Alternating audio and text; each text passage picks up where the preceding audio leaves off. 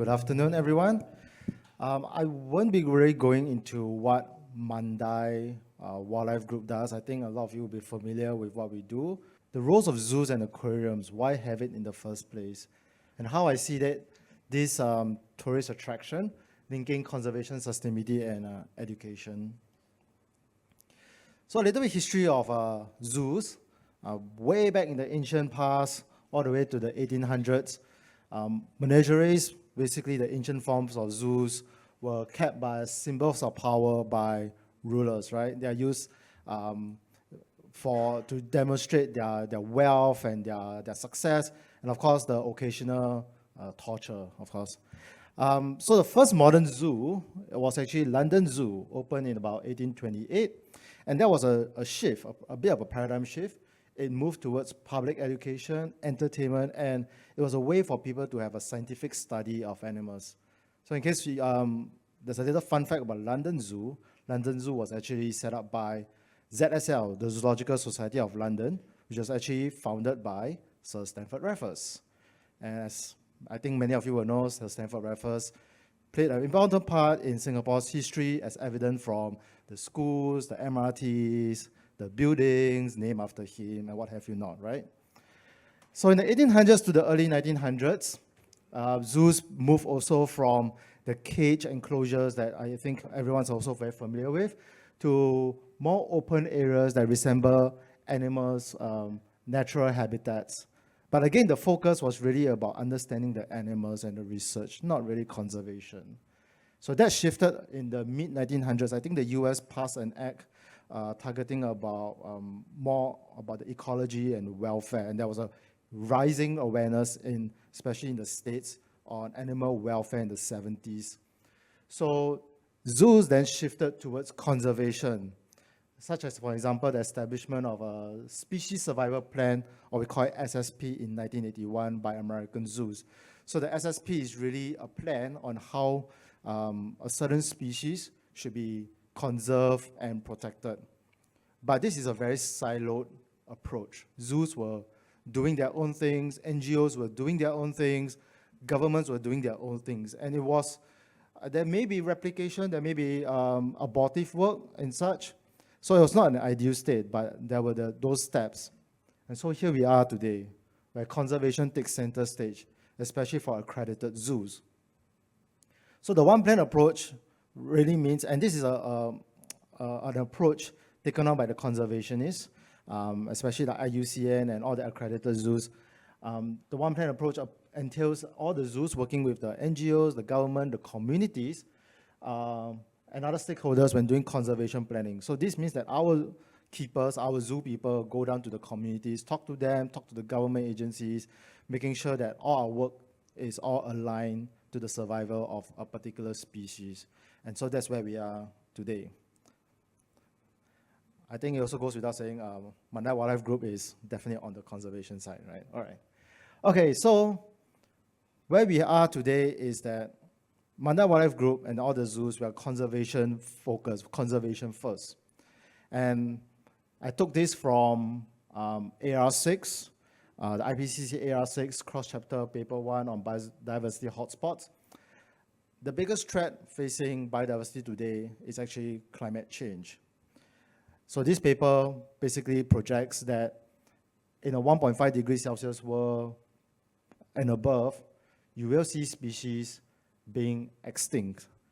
Especially in a 3 degrees Celsius world, you see the rate of extinction going up 3 times to 5 times what it would have been in a 1.5 degree world. So the threat to biodiversity is very real. But today, we are already seeing species extinction on a much faster scale than ever before.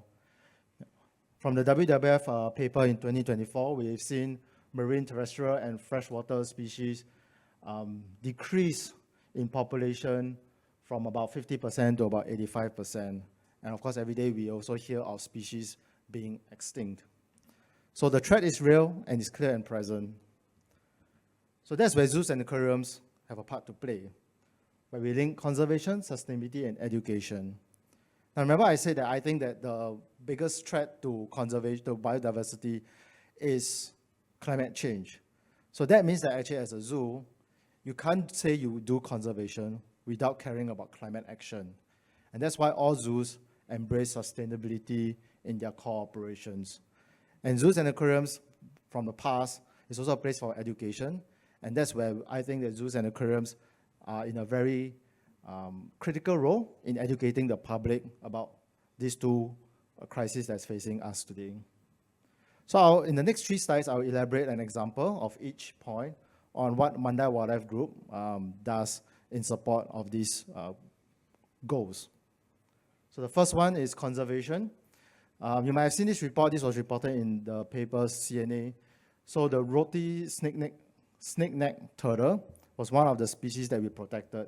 So this turtle is actually one of the 25 most threatened freshwater turtle species in Indonesia, in the world actually. And it was actually, I think, hunted to almost extinction in the wild. So we work with zoos all over the world to set up an assurance colony. And I think we're the only assurance colony here in Asia.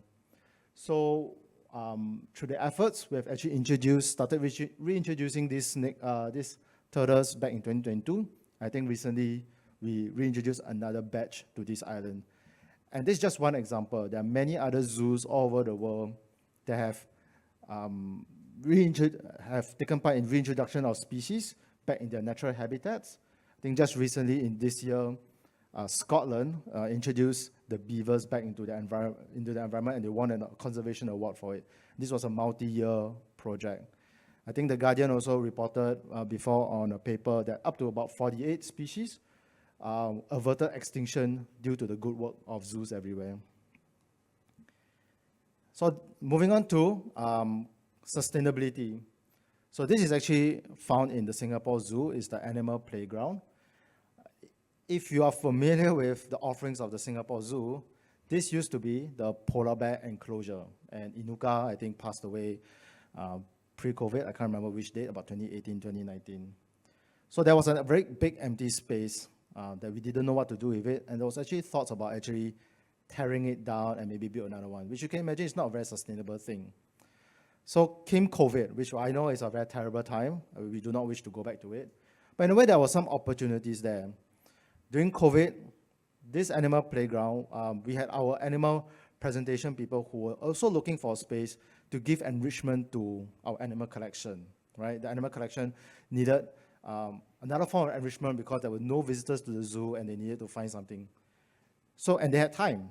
So they look at this space and they say, hey, why not we collect all the various, debris, waste materials all over, and we turn it into enrichment tools for our animals. And this is how it was born. It was a ground-up initiative. It wasn't top-down, which is why I'm really happy about that.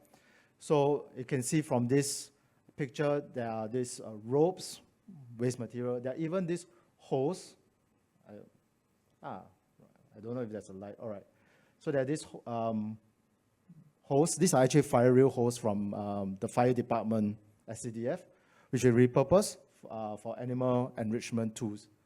So now it's a permanent exhibit area where we also do our education to the guests, which leads me to my next point. We engage guests in raising awareness on issues. So this is one of the campaigns where we're trying to raise awareness on deforestation, and we try to link it to the everyday things that children might see, teaching them about sustainable palm oil and its effects and how it's linked to deforestation everywhere. Or rather, how the palm oil industry is linked to deforestation, and we should embrace sustainable palm oil, not like sustainable palm oil causes deforestation. So IUCN, in this, actually came out a position paper to formally recognize the role of botanic gardens, aquariums, and zoos in species conservation. So I think that's also a bit of a third-party assurance that it's not just zoos that are saying that we are doing the good work. There are other players out there that are also recognizing this. And on my final slide, I just wanted to leave you with these little numbers. By some estimates, the zoo industry is about $22 billion worldwide industry and welcomes about more than 700 million guests every year. What's also in addition is that there are also about 10,000 zoos in the world, but only less than 1,000 of them are actually accredited. So there's actually a lot of potential I see that zoos can play in conservation, because every time you support a zoo, some of that money will go into conservation work and supporting the good work that they do. So what we can do, and I would make a call to action, is that if you happen to be in a city, it doesn't have to be Singapore, it happen to be a city and there's an accredited zoo, do pay them a visit. They do need the revenue dollars to drive the work that they do. And similarly, we shouldn't be supporting, or rather we should be pressuring the non-accredited zoos to raise their animal welfare standards, embrace conservation. I think with that, there's a flywheel effect. With the kind of tourist, with the kind of industry impact, some of that money can go to conservation, which is severely in need of funding. And we can reach out to more guests and educate them. And I think that will leave the world a better place. And with that, I end my presentation. Thank you. Thank you. We'll now have the panel discussion. If I can invite to take the stage, Fangqin Chuah will be the moderator for this session.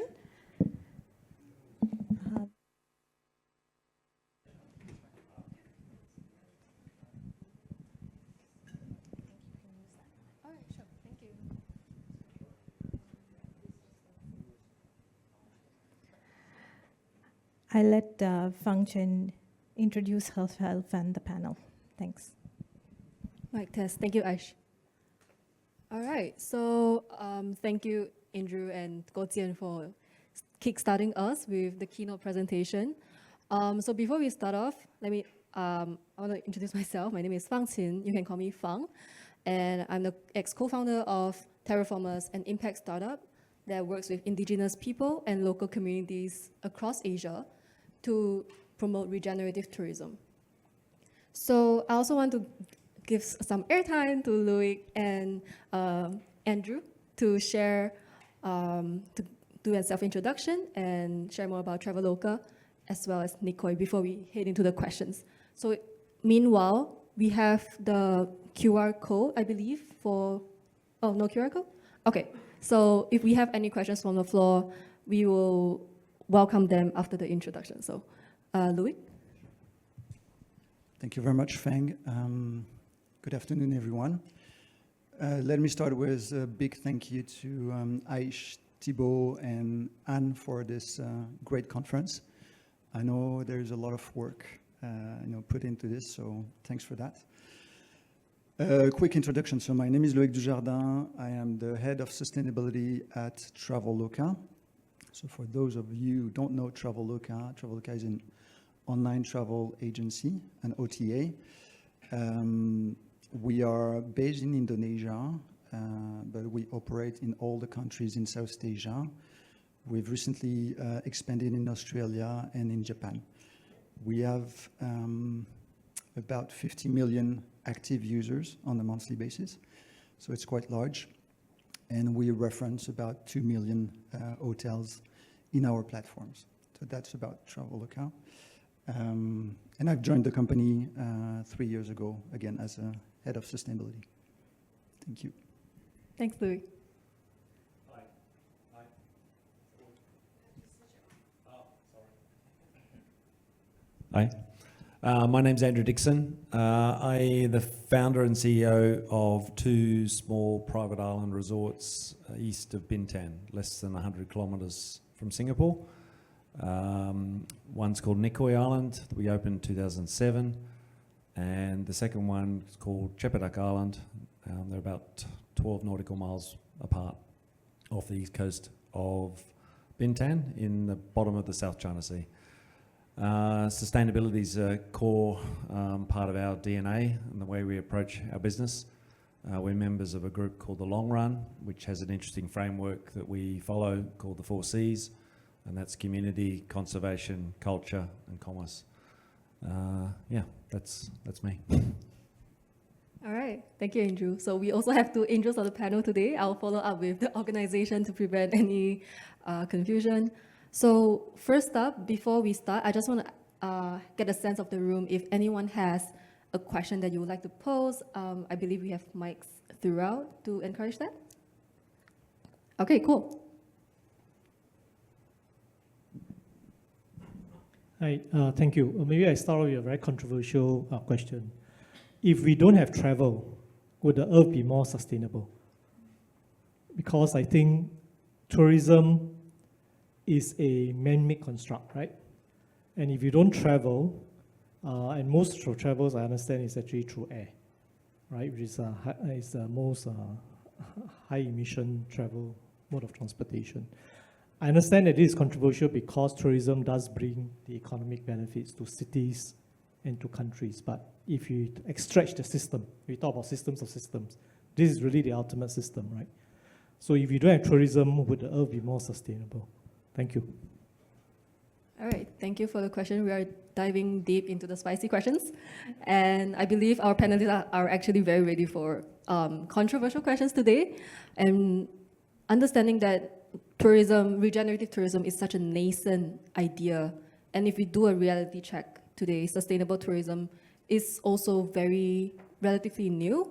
So as much as we would like to celebrate success, I believe our panelists have a lot of thoughts about how we can actually encourage more knowledge sharing to improve an existing industry based not just on hypothetical, but how we can actually move forward with this. So I welcome any panelists if you would like to share your thoughts on the question. I'll take the first go.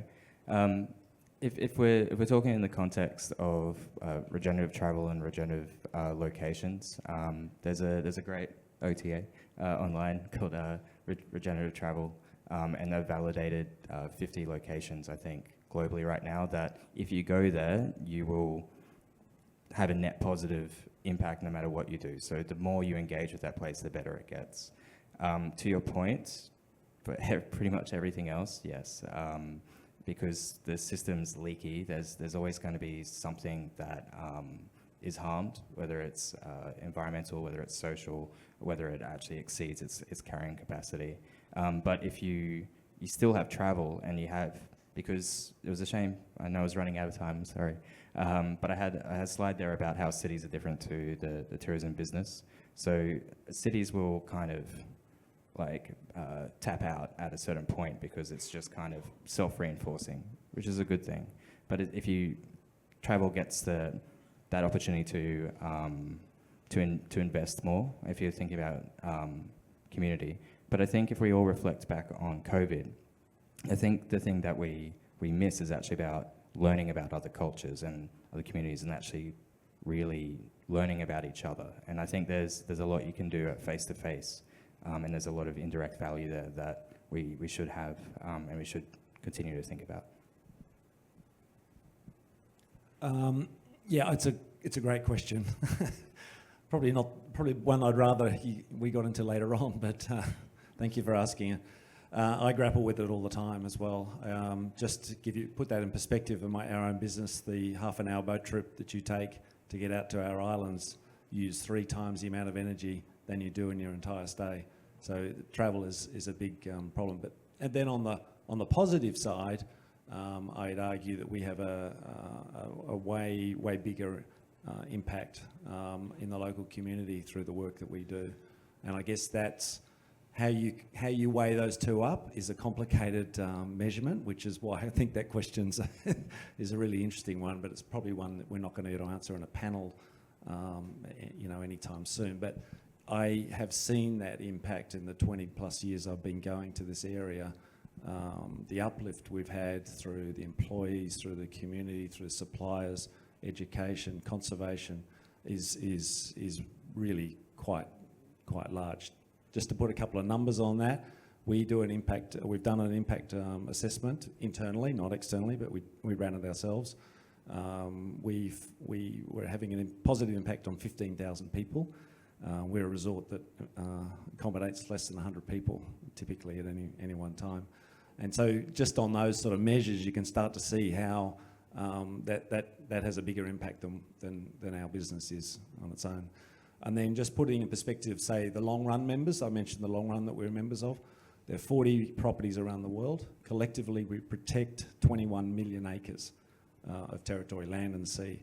So that, when you start putting to some of these sort of numbers, what tourism can do, it can be a force for good, I believe. But you're right, the transport bit's a problem. Maybe I can complement what Andrew said. Mass tourism is a really, really dirty industry. We all know that. It creates like massive negative environmental and social impact. Just to name a few that are actually part of our, let's say, key or material ESG issues that we monitor and try to tackle. Climate change is one of them. Plastic pollution is another. Issues like prostitution is another major social issue. And we cannot try to deny this. To make this a little bit more, let's say, tangible or relatable. First time I went to Bali, that was in '96. I was 17 years old. My parents used to live in Indonesia. Ubud was spectacular. It's like really like the image of heaven that you can picture or fantasize about. And then when I was an adult, I moved to Singapore in 2013. I wanted to show Bali to my wife. We never came to Asia. So we went to Ubud. And Ubud was actually partly destroyed by all the hotel infrastructure and everything. And again, this is a result of mass tourism. Now, there are a few emerging trends that, let's say, keep me, let's say, cautiously optimistic about the possibility to tackle all these issues. The first one is that actually travelers, our platform users, are ready to pay more. The reality is that the flights today are 20-30% more expensive than pre-COVID, and people continue to travel. Now the question is, how are we able to channel this to, again, try to tackle more systematically the issue that we're facing, starting with climate change, for example, a carbon tax on flight, a levy when you arrive in one specific destination that will be actually used for tackling these issues. That's one. Two, even if it's a minority, and to be honest, it's also primarily travelers coming from Western countries, but there is a growing minority of travelers who actually are raising their concern, disappointment, the fact that they're upset about the gap between, again, what they fantasize and the reality on the ground. What I've experienced in Bali, you see now a lot of posts on social media of actually Australian travelers who go to Bali, and again, the experience is so different from their expectation. And again, for us, it's a long-term business risk. So I think collectively, the economic players in the industry are aware of this. And again, that's why I'm saying there is a bit of, or to me, there is a bit of hope and optimism. So it's such a good question that I think everyone wants to take a stab at it.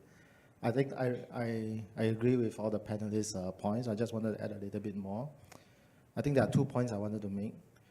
I think it's very hard for anyone to protect what they can't love, like on conservation and the forest, and even like Bali.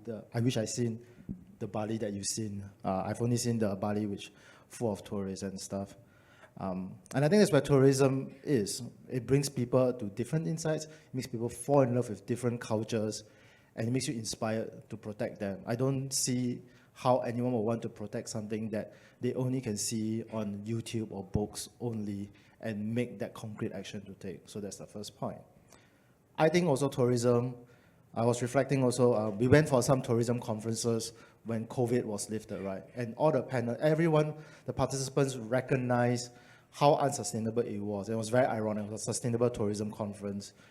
But yet we all crave for that human interaction. And that's where the human interaction really helps everyone to understand where differences, where everyone who is different comes from, and understand the different viewpoints. And I think this is increasingly important in the VUCA world. So I don't really want to get too philosophical and political, but I do think that increasingly societies are getting a bit more fragmented. It's getting a bit more uncertain in our world. Some countries are getting more insular. And I think that's where tourism helps to bridge that gap. So you understand where everyone's coming from, how you understand, once you understand where everyone's coming from, you'll find the solutions to find that compromise. And I think that's where tourism, as the panelists also alluded to, can be a force for good, if we, of course, address the negative sides of tourism. But that's for every industry, actually. Yeah, thank you very much. So I have a question. Yeah. Okay, yeah, sure. Yeah, hi, I'm Lawrence. I'm an avid traveler, and like Loic down there, I first visited Bali in 97, 98, and then I was just in Bali last week, right? I go there, I've been there many times, I love it, but it's sad to see what mass tourism has done to the place, that it's lost its pristine beauty. But anyway, that's besides the point. I wanted to understand a little bit more about regenerative tourism from two perspectives, right? So if you were, let's say, a developer, what do you need to do to make it regenerative? Like, what are the additional things you need to do in order to achieve that regenerative part? And are there examples of regenerative, like, I don't know, development sites or regenerative destinations in Southeast Asia? That's the first one. The second is from the perspective of an investor. How do you assess sort of a regenerative tourism opportunity, right? What are the things you need to look out for? And then ultimately, how do you balance the regeneration? I mean, somebody talked about carrying capacity, right?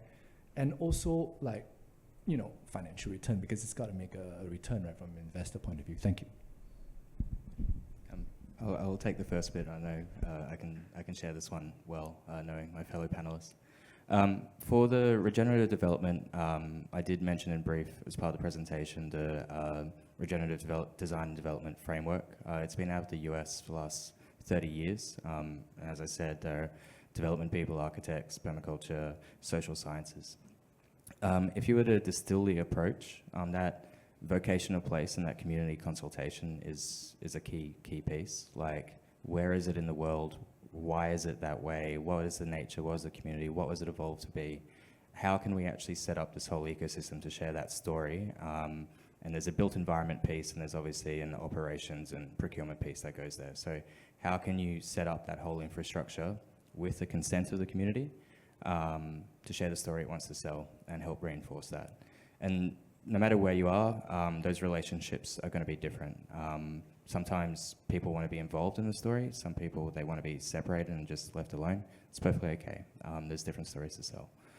And then you work through that as your core foundation collaboratively, and you work your way through that. And there's all these principles of, like, nested relationships. There's the project, which is your property. There's the nested whole, which is the proximate whole. And that would be the community. You know, it could be Ubered in the context in this thing. And then there's a greater whole. Is it Bali? Is it a different sector? Or is there a different geographic scope? So that's where you would start.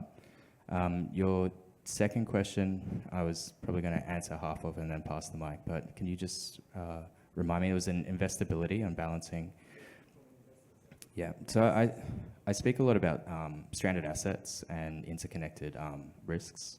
The one I like using a lot is I was in Fiji in July speaking on this and talking about bacon. There's a lot of tourism development in Fiji right now. A lot of the hotels are serving more and more bacon. They're importing it, but they're actually looking at having more livestock. There's effluent that's going out into the ocean. It's causing algal blooms. It's bleaching the corals. They're getting rid of the mangroves. Therefore, the whole blue economy is disrupted, plus the natural asset of the coral reef is disruptive. So when you're thinking those systems, you're like, just remove the bacon. You know, like, you're just like, these are all interconnected systems. How do we actually make sure that this system is balanced? And if you don't do that, how much value, what is the value of not having that coral reef there to your asset? And then you can look at those sort of similar examples in a longer time frame, because there's probably 100,000 of these sort of examples that come through that do have a positive or a negative impact there. Throughout Asia, I think there's a hotel net regenerative travel network in Malaysia. I don't want to name exactly what it is, but I think it's also got to do with that OTA not having as good distribution in this part of the world. We're doing the assessment. But one famous one is Playa Viva in Mexico. It's kind of used as a benchmark. I'm going to hand the mic over.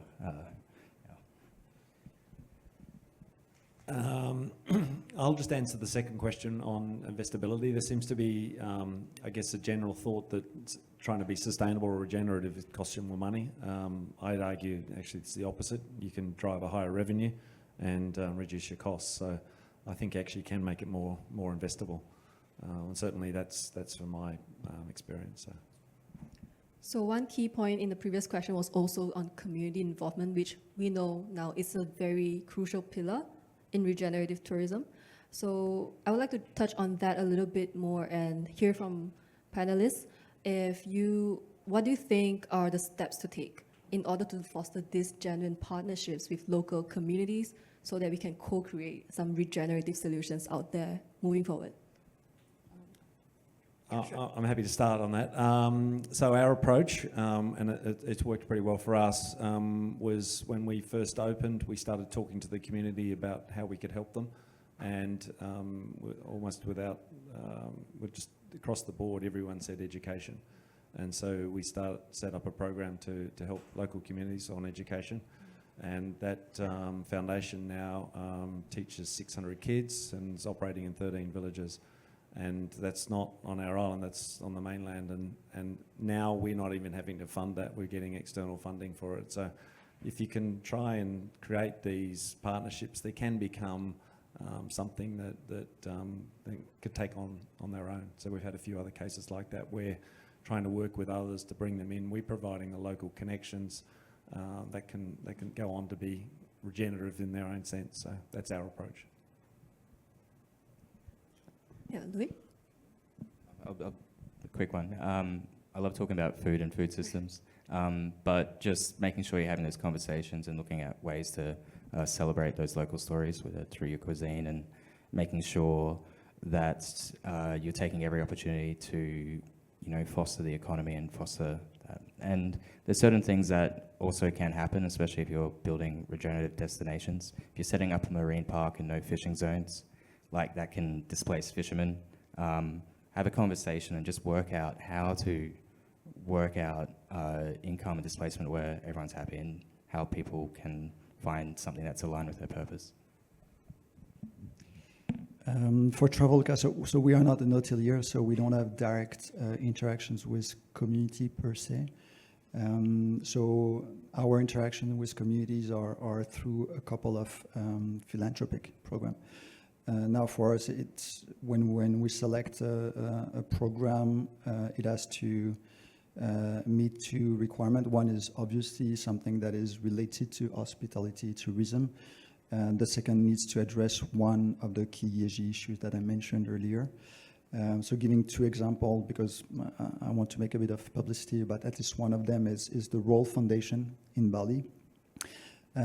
So it's been founded by an Australian guy, and now it's led by an amazing Indonesian lady, full of energy. What they do is that they provide vocational training to young women who are coming from a very poor rural environment in Indonesia. Some of these young ladies have been also involved in prostitution network, so they take them out of this mess. And they train them for 6 months on vocational training related to hospitality. 80% of these young ladies every year find a job in a restaurant in Kuta, or they become cleaning ladies in an hotel in Nusa Dua. So again, it's an amazing project, amazing non-profit organization. Again, it's fully aligned with one of the topics that we believe is important for us, which is women empowerment. The second one, very quickly, is about planting mangrove trees across Indonesia. Over the last 2 years, we've planted more than 100,000 mangrove trees. In Bali, in Java. In 2025, we will do the same 50,000 mangrove trees in Bintan. That's also a way for us to start to offset our carbon footprints. Again, climate change is another key issue that we are trying to address at our level. And that's it. Okay, cool. Thank you. What about closer to home, Guojian? Do you have anything to share when it comes to involving the community or when it comes to educating the public, especially with upcoming projects and Mandai, which are very exciting? So I think one thing about Mandai, I think the fundamental is we are pretty lucky. We are in Singapore, which has amazing urban planning, right? So I think kudos to the government and the farsightedness. You will notice that actually every attraction is carefully placed such that it does not intrude into the community, the local community. And so you will have, it increases the carrying capacity of Singapore. And that also encourages Singapore tourism industry, right? But closer to home, so we got the fundamentals right, and that's the work of the government. For us, how we communicate with our guests is two prongs, right? First is the development of Mandai project. I think many of you may have read in the papers, or you might remember in the papers, in the early days, there was actually a bit of an outcry against the Mandai project and how the project may be linked to increased number of road queues in the Mandai Road and Mandai Lake Road, where the roads are leading towards the zoos, for those of you who might not be too familiar with our geography. That's really, we don't think that it is, but it's not enough for us to just be defensive and say, no, we don't think that's the case, right? So I think we needed to communicate with those people who were concerned and sit down with them and work through these issues. There was a lot of to and fro. Discussions can get very heated up. But I think fundamentally, we had to take the approach that we wanted to be open and we wanted to co-create these solutions with our stakeholders. And then, of course, on the guest side, the front-facing ones, there's a lot of outreach to the children. We even have a full-fledged education team and an education panel to advise us on actually the pedagogy, the latest in pedagogy, and the thinking about it. Because we believe that education is one of the key initiatives for us to reach to the communities and to drive our message across. So I think that's like two approaches that we took. Yeah. All right, thank you. So I see some hands being raised. Could we get a mic for her? Thank you.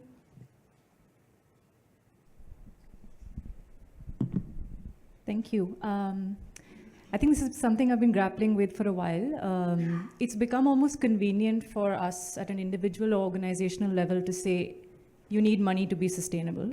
And I think picking up from your point, Andrew, I think how can we bust this myth that it's not always about injection of more resources, whether it's money, capital, tech, infrastructure to become responsible in the tourism industry, be it city hotels here in Singapore, resorts in and around Singapore.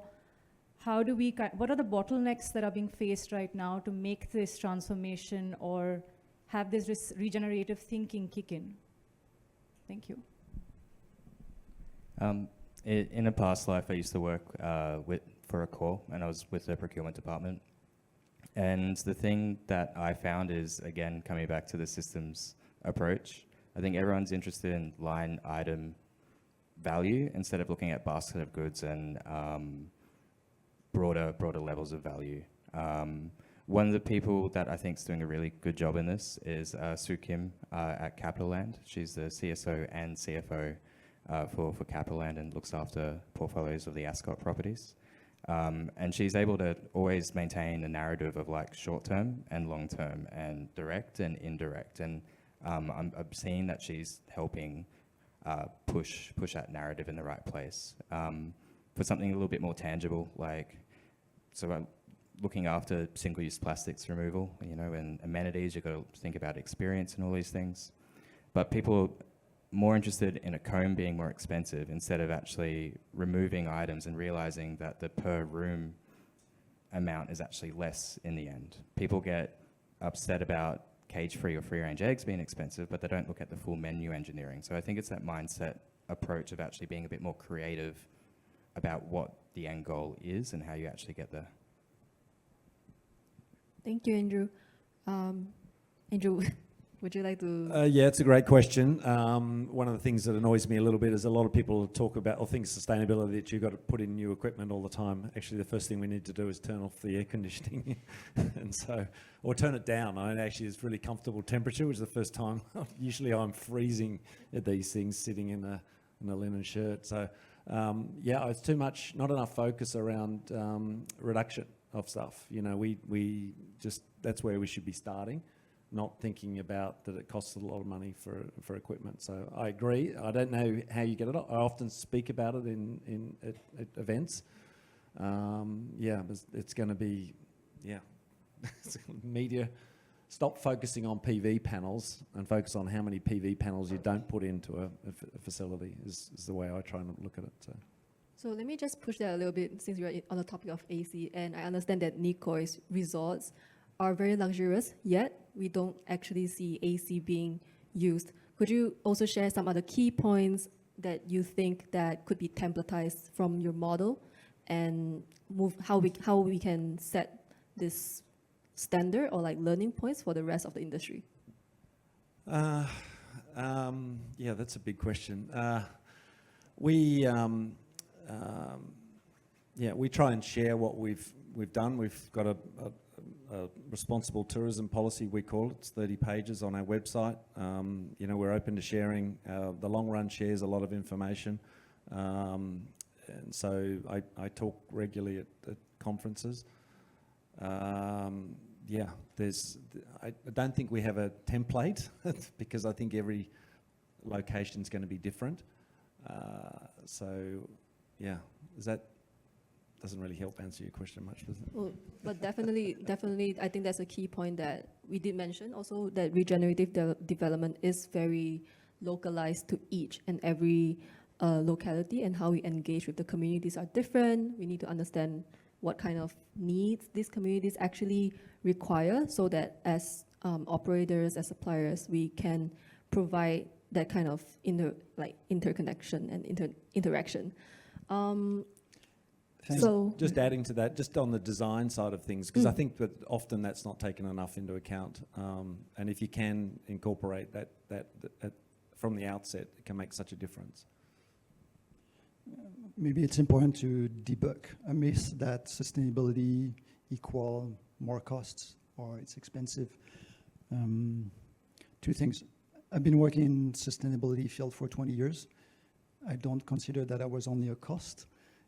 I think I brought a lot of intangible value to the different organizations I've been working with. So that's maybe one argument. Again, the different programs that we run that are related to sustainability in our organization, yes, it's a cost, but honestly, it's not massive. You don't need to invest massively to actually have a positive impact on the ground. That's one comment. The other one that I want to make more related to hotels, and Andrew knows this better than me, but actually for hotels, sustainability can save costs, right? When I go to our headquarters in Jakarta, I always stay in the same hotel.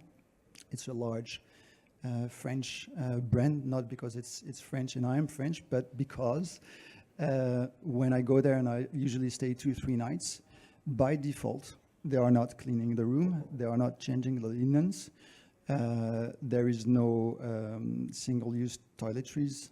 So this means like less energy, less labor, less chemical use. So it's actually a win-win situation, because I'm actually loyal to this hotel because of this very reason. So it's not just all about cost, and I think it's important to be aware of this. Anything to add, Guojian? Yeah, so I completely agree.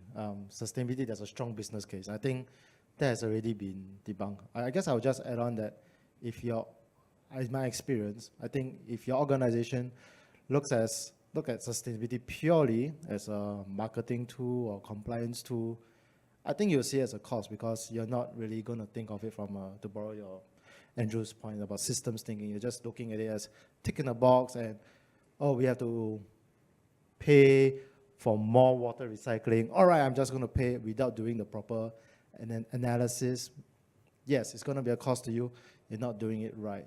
But I think if you take a whole systems approach, think about it carefully, you will see that actually, and if you make a holistic cost-benefit analysis, and that includes the future risk to your business, your future opportunities to the business, you'll start to see the business case of sustainability becoming much more positive. Not sure I agree it's been debunked yet. I think we've got a long way to go on that. But I do agree on the point on the marketing team. And it's a good question. If you ever want to find out whether a hotel is genuine about this, ask them where their sustainability person sits in their hierarchy. If they sit under marketing, it's bullshit, okay? Just call it out. Because, you know, it shouldn't be there. It should be under operations or a direct report to CEO. It's a very, I found this a very quick way to find out whether someone's legit. So. Yeah, a very quick soundbite is that there is a direct correlation to doing the right thing in your top line for business. And you've probably seen similar data through there. Andrew, I'm part of the CFO team and not the marketing team.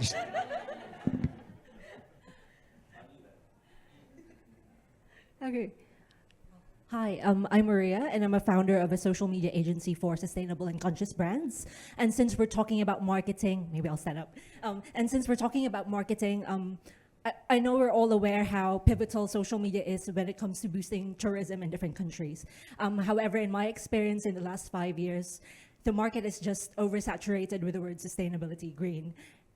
You know, it's just like, it's everywhere and you don't really know who to believe in. And I'm wondering, from big players in your industries, how are you able to convince non-impact driven consumers to choose a more sustainable way of traveling?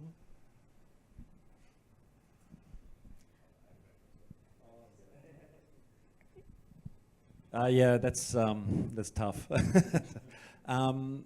We try and sell an experience rather than try and sell sustainability. And I try and not have any mention of eco in our website. I don't like the word because I think it has some negative connotations, but I won't bore you with that.